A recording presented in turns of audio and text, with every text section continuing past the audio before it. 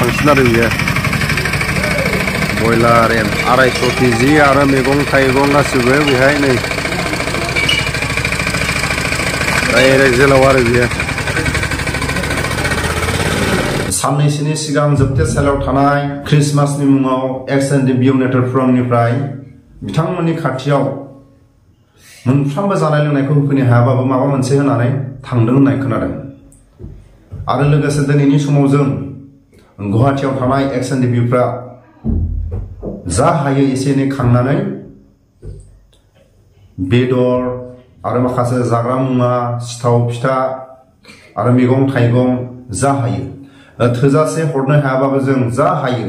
गुवाहाटीयाव थानाय एक्स.एन.डि.बिफ्रा थाइसे थाइनै ज' लोगो नांनानै दैथायहरनाय जादों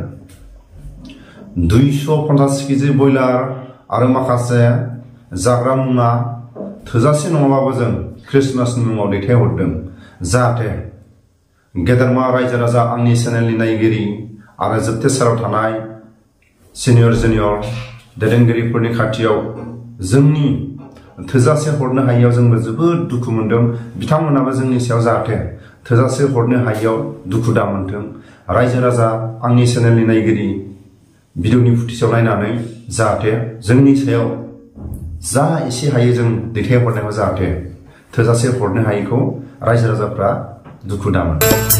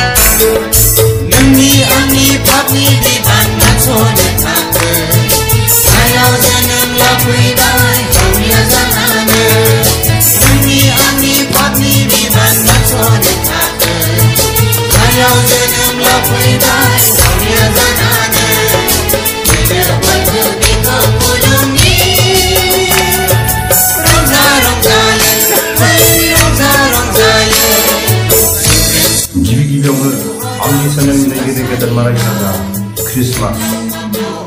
गाजा गोमजा बयबो ख्रिस्टमासखौ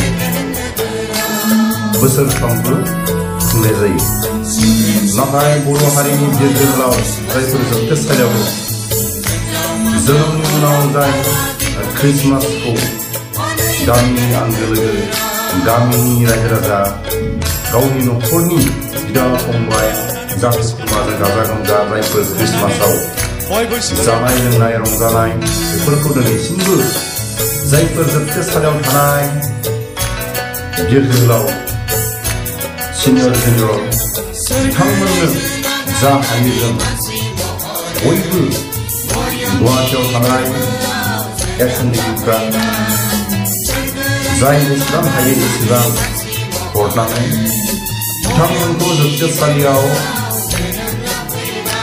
ख्रिस्टमासनि मुङाव जाहाथे एसेबाबो दुखु दाहाजों हरथाम थादोंबाबो ख्रिस्टमासनि मुङाव गुवाहाटीयाव थानाय गावनि आंगो लोगोफ्रा मैगं थाइगं जानाय लोंनाय बेदर दैथायहरो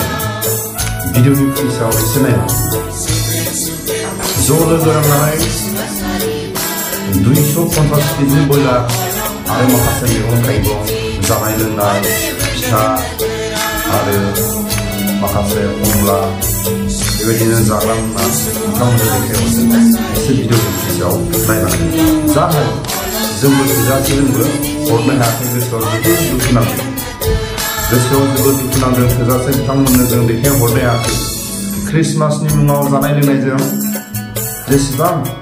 बिथांमोननो हरनांगौ बेबायदि हरनो हायाखै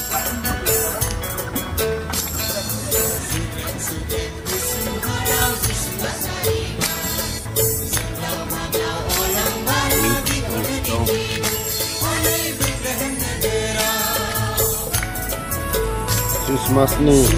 जेलाव